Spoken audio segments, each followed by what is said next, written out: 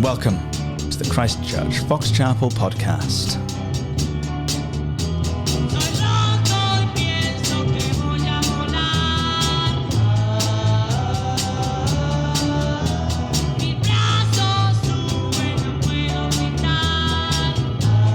It's the fastest growing conservative, evangelical, charismatic, honorable podcast in the entire Fox Chapel area.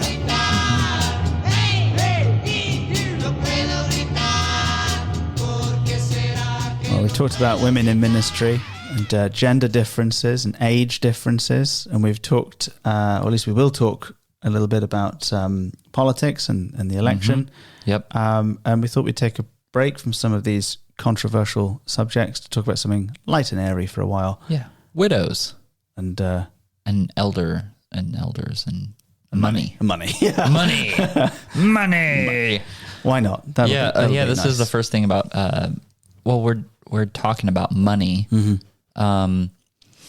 because we haven't in the past taught probably enough about money, especially considering that we're in a place where money is one of the huge cultural idols that that frankly everyone in our town and in America is dealing with, and so it's a needed thing.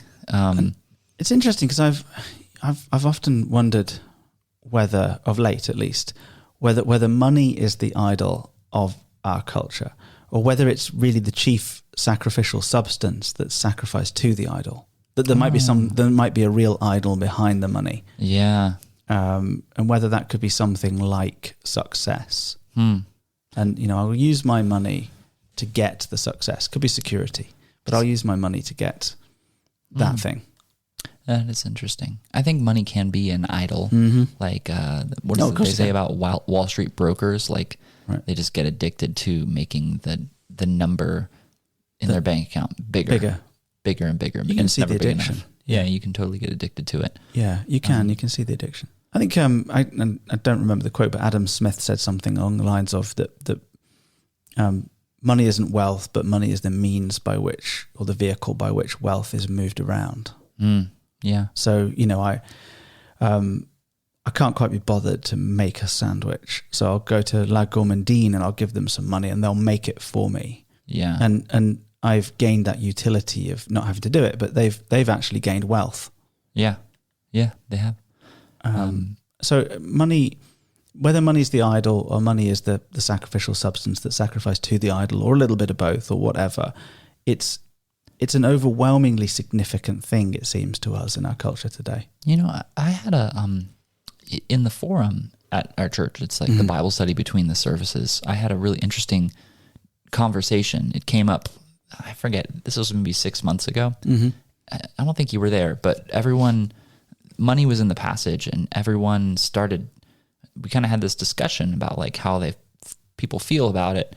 And the overwhelming feeling was perplexity, and people were really anxious. Anxiety and perplexity over money and what to do with it.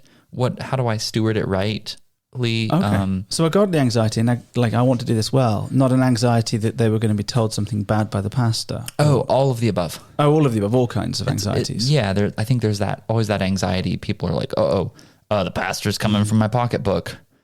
And then there's also the anxiety of like scarcity. There's not enough. There's the anxiety that maybe I'm using my money wrongly, because financial issues, when your life is kind of out of control, financial issues are one of the ways that can manifest. And then we feel shame. Tons of money shame. It's a very easy measure as well. I think one of the reasons why we go back to it so much is because it makes lots of things in life are not that measurable. Like, how happy are you? That's very difficult to say. How happy are you compared to me? I mean, there are studies that have tried to do this with a happiness index, but it's all still quite subjective because, if you feel like a 9 today and I feel like a 9, they might not be the same thing. No. But whether you feel you have $1,000 or not, if you have it, and I don't. Yeah, we call it net worth. We call it worth, which is a word linked to worship. worthship and worthiness. Oh, etymological link there. So we ascribe worthiness to a thing. Yeah. What's it worth? Yeah. So it's a thing.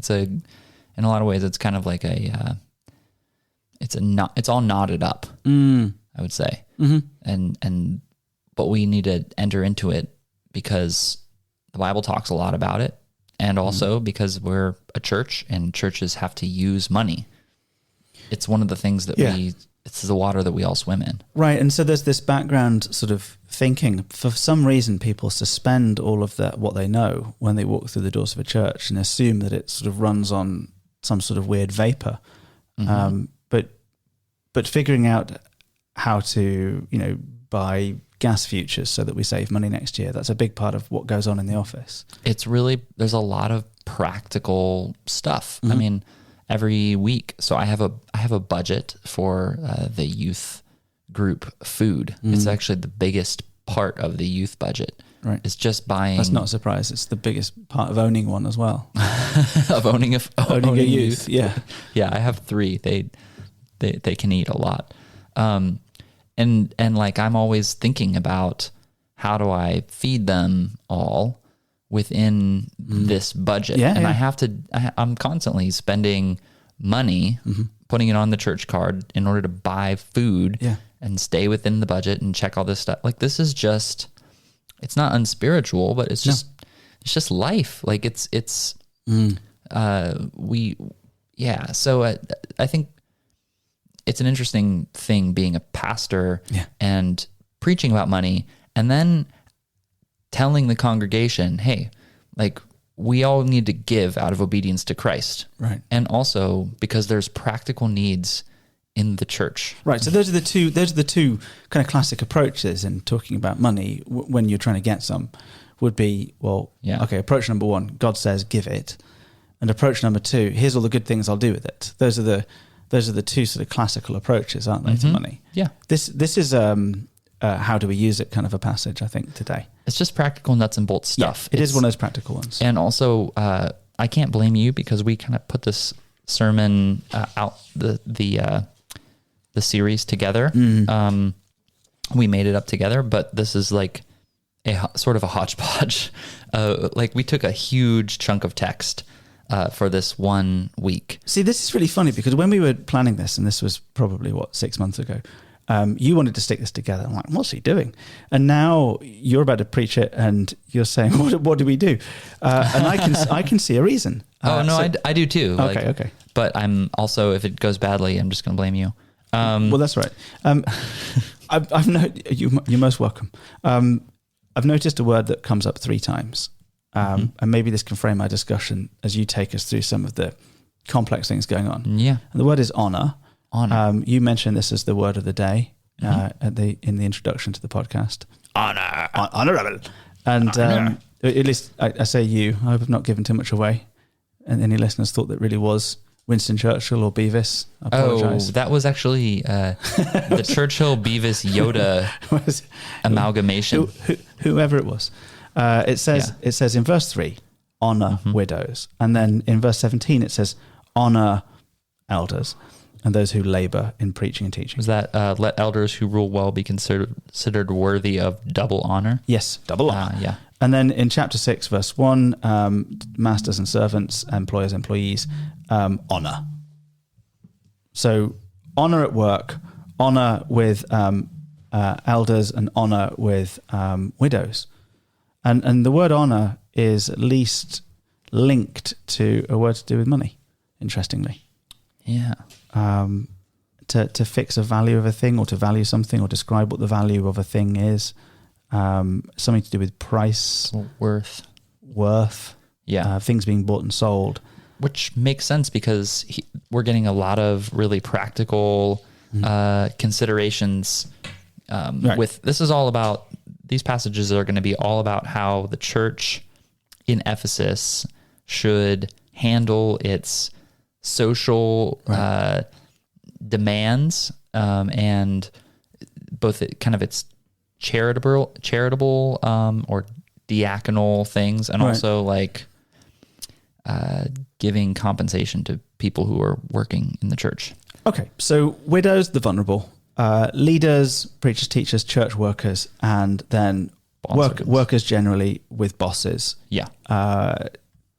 Take us through it and explain what on earth's going on, because I had a quick look through the go-to scholars. I looked at 6-7 people. They seem to say quite different things at some points to each other about some of the nuances about who's talking about whom where. Yeah, let's jump into it. So yeah. Do not rebuke an older man, but encourage him as you would a father, younger men as brothers, older women as mothers, and younger women as sisters in all purity. So setting the scene, I know we read this last week, but this sets the scene for the way that relationships in the church are supposed to work. And then we go right into verse 3. Honor widows who are truly widows. That's funny. Some widows are not truly widows, but what he's getting at is, but if a widow has children or grandchildren, let them first learn to show godliness to their own household and to make some return to their parents, for this is pleasing in the sight of the Lord. So someone has been widowed, and therefore what they've lost in their culture is the ability to be provided with an income by their husband. Yeah. And then they've now been impoverished and they've become vulnerable. Paul's saying, first and foremost, your own family, your immediate biological household family ought to look after you. I mean, you've looked after them. They ought to pay you back.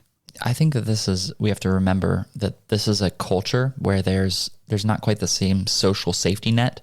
Social security was not a thing. They don't have Medicare. People don't have 401ks.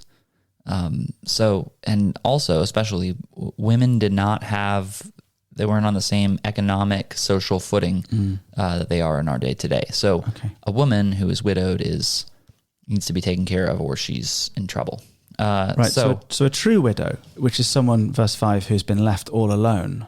Yeah. She is true. She who is truly a widow, left all alone, has set her hope on God and continues in supplications and prayers night and day. So you have two groups, right? You have, so far, you have the people who are widowed, but their kids can take care of them. And then you have the people who are true widows who are left all alone. They don't have any family to take care of them. So for them, they're facing ruin. Yeah. Okay. They're like starvation. Okay. So absolute abject penury it has reached this person, and she just has her hope on God. That's all she's got. They've fallen all through all the social safety nets. Verse 6, we have a third group, but she who is self-indulgent is dead even while she lives. Oh, okay. What does that mean? Let's keep on going. Command these things as well, so that they may be without reproach. But if anyone does not provide for his relatives, especially for members of his household, he has denied the faith and is worse than an unbeliever. What do you make of that? Well, this is a very serious charge, right? So Paul has turned to those of us in the church who have the ability to provide for people with nothing. If we don't provide for our relatives, especially our Christian relatives or people in our church, then we are in effect denying our faith. We're worse than an unbeliever. We're doing something that an unbeliever wouldn't even do, but we've also denied our faith. It's a salvation level thing. Does that mean that if you're unemployed, that you have denied the faith and you're worse than an unbeliever? What's the unemployment got to do with it? Just that you can't help someone? Well, I've heard this kind of quoted before, like a man needs to be able to take care of everyone and make a lot of money. And if you can't do that, that's a vulnerable place. I think it would certainly, you'd have to be able to do it to start with. Yeah. I don't think that's if you yourself were actually impoverished, I don't think it would be reasonable to expect you to look after people who had the same as you, which is nothing. Yeah. No, I think this is saying that if you're in a position to provide for people in the church and you would rather spend that money in a sort of egregious way on yourself, then that is tantamount to a denial of your faith. And I wouldn't want to be the one to say whether that person has gambled their salvation or not. Take care of your family members. Take care of your parents. Fifth commandment, right? This has come up with mum and dad, right? So, they live in Cornwall, in England, and I've petitioned USCIS for a visa to get them here. And it's not very easy, actually. Yeah. to do that. It's quite hard and it's expensive and time consuming. And I was called to move to America and to leave them and to do that for the gospel, but it hurt. Mm-hmm. And one of the real pains is that I can't just pop in and look after them, right? Or whatever. And actually it was this verse and verses like it that really made me think, I've got to click this button now. I've got to try and get them here so that I can care for them. Yeah, it is interesting that the fifth commandment, right? Honor your father and mother. When you're a kid, you think that means obey your father and mother, and it does. Yeah. But actually, it's like a two-sided coin. Once you're an adult, you don't cease to have to honor your father and mother. Just different. It just changes. Mm-hmm. And part of that is like God has built in a social safety net, and it's called the family. It's called you, yeah. And the family is a God-given institution. Now, that's important. And now, you know, I think this is probably talking specifically about your own relatives, but when it says especially for members of his household, I mean, I do wonder a little bit whether you could extend this to just generally people in your church and not just your own actual mum. But maybe that's reading too much. It is fair to say, though, that if you're living in relative comfort and luxury, if you've got excess and you have someone who's on the pew next to you who has really serious need, there's something wrong. There's something wrong if you can enjoy your excess and not share it with them. Yeah. It's a little revelatory moment. It reveals something about your walk with God if you're willing to do that. And, you know, I mean, there are people over the years who've been incredibly generous to me and Kat. Yeah. And with time or gifts or money or food or hosting parties for us and things like that, you know, like doing things, really thoughtful things. And when that happens, I've had that too. And it's like, it betrays a totally countercultural value system that's really, Yeah. You've essentially thought about someone else, and that's a very Christian thing to do. Yeah. It's the work of the Holy Spirit. All right, so this is the bit where I'm confused, right? Because I read about this briefly before we got on, and it's verse 9, and this is where scholars seem to be a bit over the map.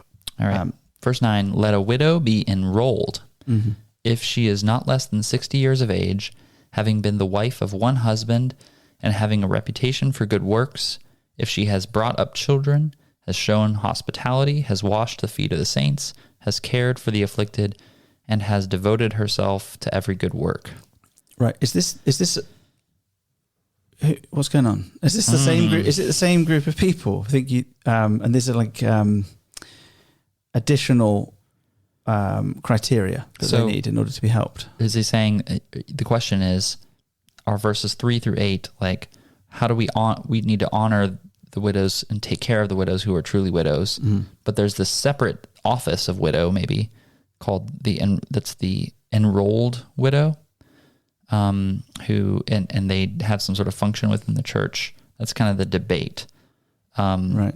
So, but in the first bit, it seems like families are helping them. In the second bit, it now seems like the church kind of centrally is helping them. Is it? I don't know. I find it very difficult to quite understand what's going on here. Well, yeah. I'm just gonna go with what seems at first. I might be different in my interpretation once I get to the sermon, but I'm gonna take a stab at one. Okay. I think tentatively that this is just he's elaborating on what he just said. Okay. So he just said there's 3 categories. There's the widow who's true, quote unquote, truly a widow. So she's got no one. She's got no one. Okay. There's the widow who has children who can take care of her. So she's technically a widow in the fact that her husband's died, but she's still got family around. Yeah. And then there's the younger widow who can remarry, and she doesn't count. So she's a third type of widow. She's lost her husband, but she's young. She can get a new one. So imagine Timothy's at Ephesus. Clearly, Paul's giving this much attention because there's some sort of issue here. There must be a lot of people who want to, quote unquote, get on the church payroll, right? Right. They want money. Right. Or to be provided for. And Paul is saying only one, just let's limit this. Okay? This is already making vastly more sense to me than all the stuff I read, and just proves the importance of kind of dialogue. Yeah.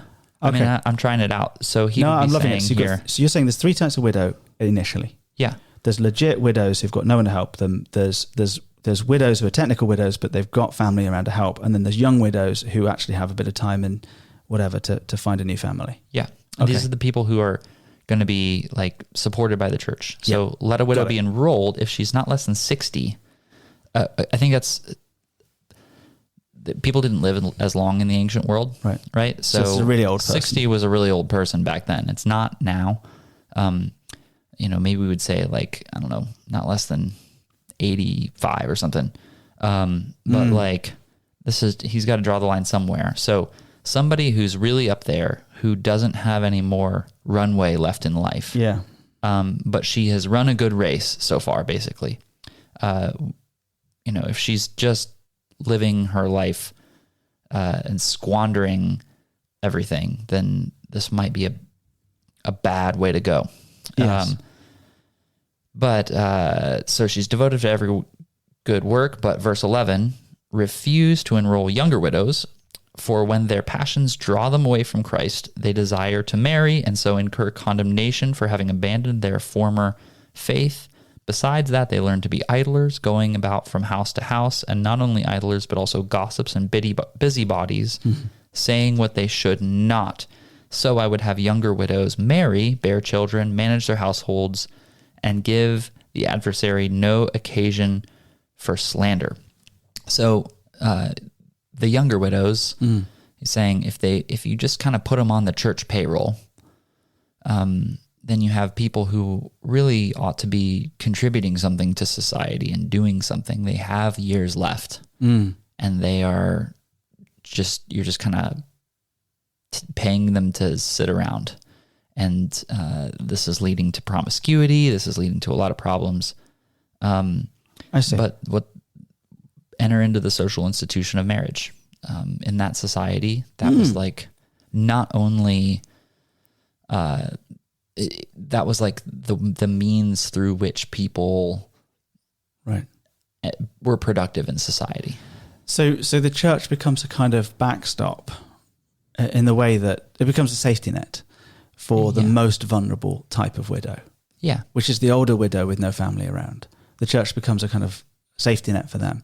Yeah. And if such people have actually really lived a lively role within the body of the church, then it's absolutely the right thing to do for the church to take care of them as a whole. What it seems to be pointing me to is that the primary means of material provision and sustenance, the primary unit in New Testament Christianity is the family. Yeah. Like the families need to take care of each other. It keeps things small. And then, but beyond that, if your family is unable to care for its most vulnerable people, the next option is not the state. No, it's the church. Right. And that you see through the history of the church, particularly 19th century movements, that so many things that we know, like the Salvation Army or the Church Army or schools, hospitals, are founded by the church. Yeah. Victorian societies that acted as mediating institutions for the impoverished were often church-based. Yeah. And, we ourselves, we have funds for helping people that need it. And we've actually used them all up for the year. I just spoke to someone on the phone today and said, we, a few months ago, had to start helping people from just the immediate area because we were being asked from too far and wide. We've been drawing this boundary ever and ever smaller, but we just don't have the money to help someone from outside of the city. This is an interesting question about what the church is. Is it, are we like the social safety net primarily? Or are we sort of like, are we like a food bank? Well, we've created organizations that do that well, but at the same time, the church ultimately, I think as followers of Jesus, we're called to sort of step in and be the backstop. Yeah. There's no other options. And this needs money. It needs money. It's a really plain thing. I mean, all our ministries need money, right? Kairos Prison Ministry, it's really great. It's wonderful. Well, they buy books to take to these guys. And there's a budget for that. Mm-hmm. And, Urban Impact, who get 60 commitments for Christ and raise the reading age on the north side by 2 whole grades in the summer. Well, they need money for that. It takes money. Millions of dollars. Mm-hmm. So yeah, this is practical stuff. Yep. That the church has to have. The church has to deal with money and deal with it faithfully and responsibly, and also it has to have money. So when you throw money around at people who could go elsewhere, they might get actually in trouble. It might not help them. They become gossips, busybodies. They go around doing things. Yeah. But when you have someone who's genuinely vulnerable, if you haven't been resourced properly, you can't help them very easily. And also, that's not good for those people. I think there's a pastoral concern for those young widows that it's not, no one's going to be happy if they're not contributing anything to society. What strikes me about this is just how much dignity there is to the older vulnerable widow here. Because she's very useful in this church. Now, you don't have to be useful in order to get money. And this is a big problem when people feel, I'm useless now. But there's a lot of dignity here, I think. These people have been serving for years and they still do. Yeah. I think we have some, we have a lot of older women who are just absolutely kind of the backbone of the church. Indispensable. Who stand in the gap and create this, they're almost a non-anxious presence in a lot of ways. Mm-hmm. And provide some remarkable leadership. So I think that this is he's pointing toward that because he looks for, he definitely, one of the criteria is reputation for good works. She's brought up children, shown hospitality, washed the feet of the saints, cared for the afflicted. This is a picture of a woman who has been living a godly life, a selfless godly life. Now, we move on suddenly to a different group of people who, at first you might say, are, radically the opposite. So we've gone from the paradigmatic, vulnerable old lady who has no one to care for her, who's been, if you like, forgotten. She's been overlooked. Mm-hmm. And she, the only thing she had left was her faith in God. Yeah. And suddenly we move to elders who are often, at least in our cultural understanding, kind of influential, well-connected, successful people at the front with lots of resources. Now, he just mentioned overseers in chapter 3. Yes. And now he's saying elders, 2 different words, episkopoi and presbyteroi. Okay. This is old men. But is this, the question I have is is this, I think that this is occupying a similar kind of role to the overseer. So we've said this before and we don't have time to go all the way back through it again. But in the New Testament, there are numerous words for leader. They're usually descriptions of that are metaphors or descriptions of character. But we do get 3 distinct words that could be described as offices of the church. Yeah. The deacon, the presbyter, and the overseer. Yeah. And the presbyter and the overseer are words, presbyteros and episkopos, that seem to be used somewhat interchangeably throughout the New Testament. Yep. Yeah. Okay. Whichever it is, I think the idea, these are leaders. Let the elders who rule well, the presbyters or the old men, be considered worthy of double honor. Double honor. What does that mean? That we bow to them as they pass? No, probably not. Especially those who labor in preaching and teaching. For the scripture says, you shall not muzzle the ox when it treads out the grain, and the laborer deserves his wages. Right. So honor is talking about money. Right. Basic principle, I think, is that a pastor should be paid for their work. Yes, for sure.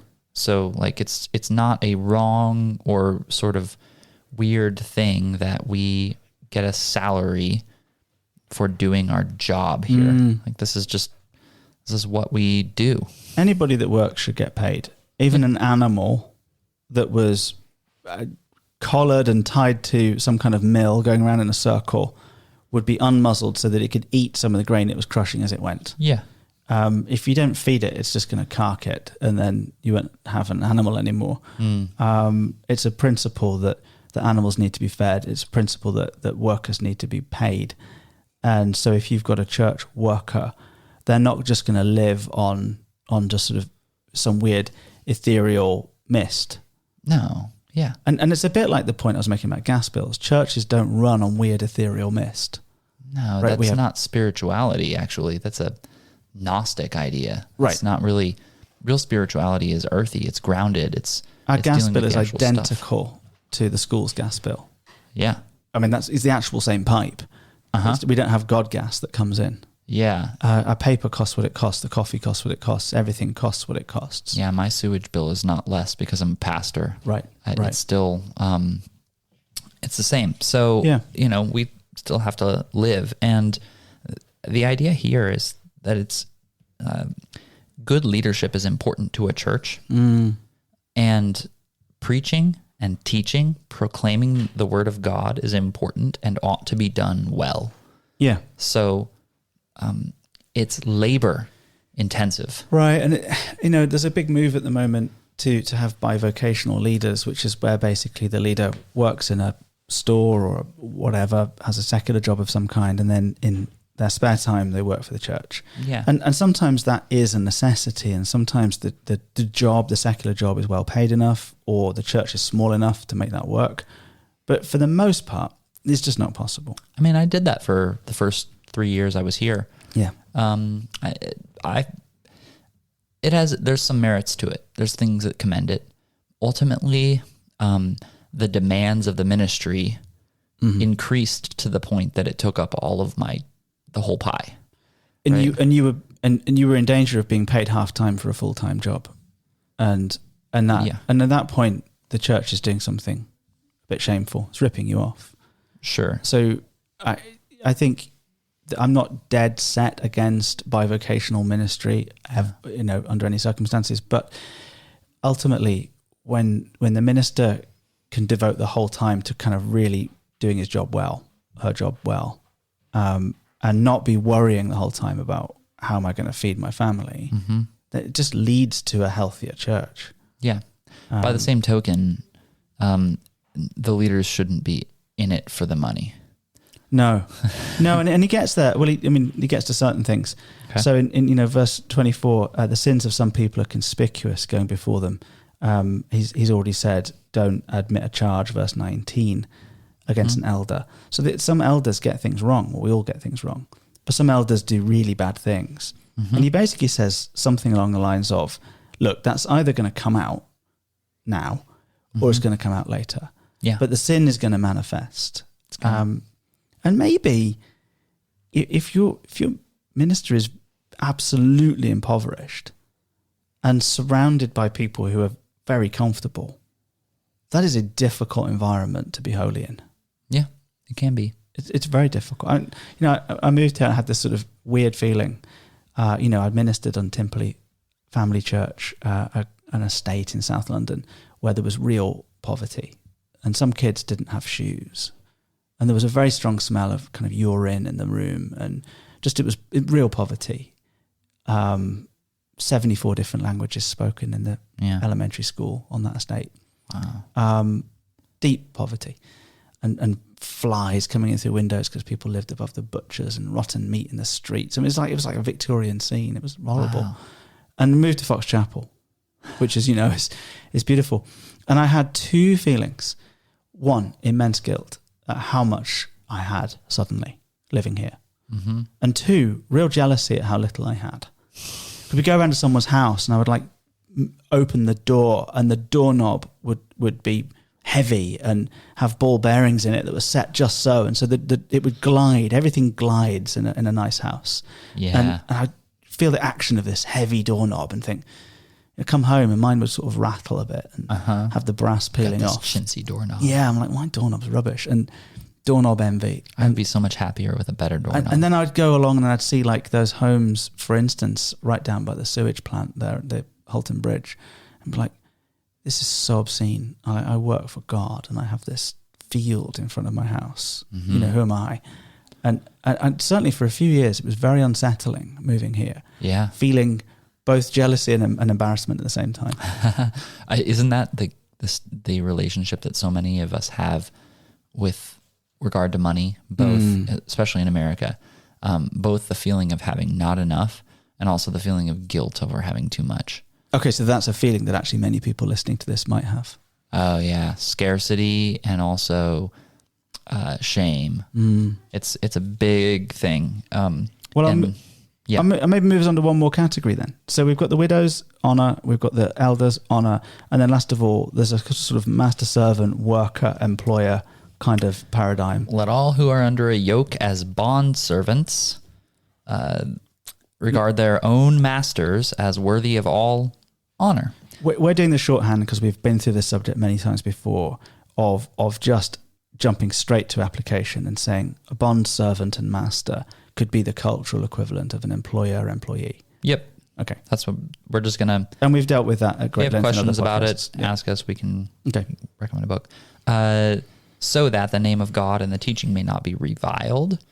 Those who have believing masters must not be disrespectful on the ground that they are brothers. Rather, they must serve all the better, since those who benefit by their good service are believers and beloved. So quite frankly, it's tempting as an employee, if your boss is a believer, simply to do a bit of a slapdash job thinking... Show grace to me. Yeah, they'll let me off. Yeah, we're in church. We have an understanding. Robert has talked about this a lot, being someone that works here and runs his own private studio, that Christian clients can sometimes be quite difficult. He calls it being Christianed. Which is such a terrible, sad thing to hear. It's happened to him so many times that he's been robbed by believers who presume upon him waiving the fee. Oh, yeah. Yeah, I had this happen where a guy found out I was a pastor. We were selling something on Facebook Marketplace, selling a bike, and he was like, just kind of being shady in the dealing because, like, I'm a pastor, you're a pastor, like you should be gracious to me and sort of therefore get allows, like, give me a great deal. Yeah. And I didn't feel any guilt about that. I was like, listen, the price is what it is. Yeah. Like, I respect you as a brother in Christ, but like, if you don't want to buy this, I'm going to sell it to someone else. Like, so maybe here's a sub theme. For some reason, we suspend our ordinary understanding of what money is when it comes to church. Like, these widows are going to live off thin air. The pastor's going to live off thin air. This is the holy boss place. Is going to live off thin air because we're all being holy here and money doesn't matter. Yeah, money doesn't matter. Yeah. Whereas the club just sends you a bill. Mm-hmm. So does the synagogue, by the way. Do they really? Oh, yeah. Much easier. It's a significant amount easier, isn't it? Yeah, it is. Yeah. We all bear responsibility for the others in our community. And we're called and we're perfectly free in Christ, but also we're slaves to righteousness, slaves to one another. So we're called to give what we have to support those who are vulnerable and to support the ongoing work of the ministry. It's just as simple as that. Like, so I don't know. Yeah, I was aiming for Wolf being crescendo, but there it is. Well, they think so. They felt it. I was relieved. No, they felt it. You made me self-aware as soon as you started going for that button. My hand hovered over the button. Yeah, and I was like, oh no, now I have to say something profound. Well, like you did when we played Buffy over your explanation of the gospel. Well, this has been a podcast of Christchurch Fox Chapel. We are so glad that you joined us. Thanks for listening. And of course, thanks also for stopping by. Stay classy. Mostly, thanks for stopping by. Mostly, though, stay classy.